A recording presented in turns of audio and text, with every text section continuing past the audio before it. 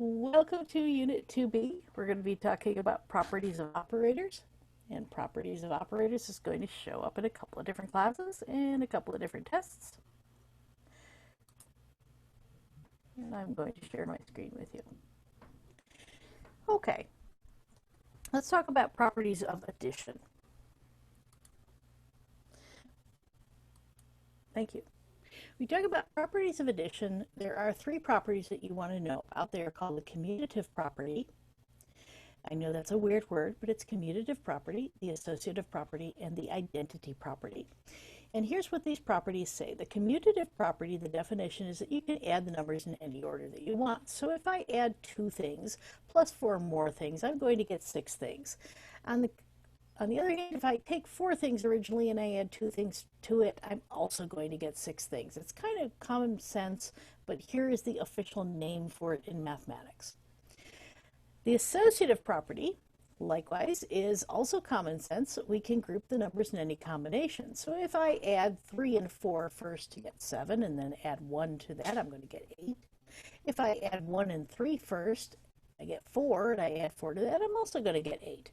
And that's officially called the associative property. And the final property for addition is the identity property, which is that the sum of any number and 0 is equal to the number. So if I have 6 things and I don't add anything to them, I still have 6 things. And they're, like I said, kind of makes sense. What I would like to do is give you a little bit of a tip as to how you can remember which one of these things is which one of these things. The commutative property that the numbers moved. So here we have a 2 followed by a 4, and then we have a 4 followed by a 2. Those numbers, they move places. And the way I like to think of it, they commuted. They didn't commute to work, but they commuted. So if you can remember, the numbers moving around means that they commuted. That is the commutative property. And a way that you can remember the associative property is we have these lovely little parentheses, and we can think of these parentheses like hugs. Our 3 associates with 4 very happily, and our 3 also associates with 1 very happily. So they're nice, they're associates. That's the associative property. And finally, the identity property. The identity property, over here we have a 6. It identifies as a 6. And then we went and did something to it. We added 0 to it, and at the end it maintains its identity. It's still a 6. That's the identity property. And those are the 3 properties of addition. I want to show you a little bit more information here. And this slide contains all of the things that we just talked about. You notice here we have commutative property, and here's the addition commutative property, associative addition, identity, multiplication also has the same 3 sort of properties. They're a little bit different, but not terribly so. And so it's nice because it's easy to remember. In the multiplication, commutative property of multiplication says you can multiply in any order.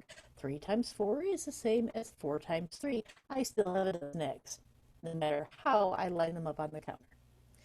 The associative property of multiplication says that we can group the numbers in any combination. So I can multiply this 3 and this 5 right here to get 15 times 2 is 30. Or I can multiply the 2 times the 3 first and get 6 times 5 is also 30. I think is easier to multiply, but hey, it doesn't matter. You can do them in any order. The multiplication property also has an identity property. Multiplication has an identity property, and that property is the product of 1 and any number is the same number. So if I take 3 and I multiply it by 1, I get 3. It has maintained its identity. There is where they're a little bit different between addition and multiplication, but still easy to figure out if you remember that the number, after going through some process, maintains its original identity. And that is the properties of operators.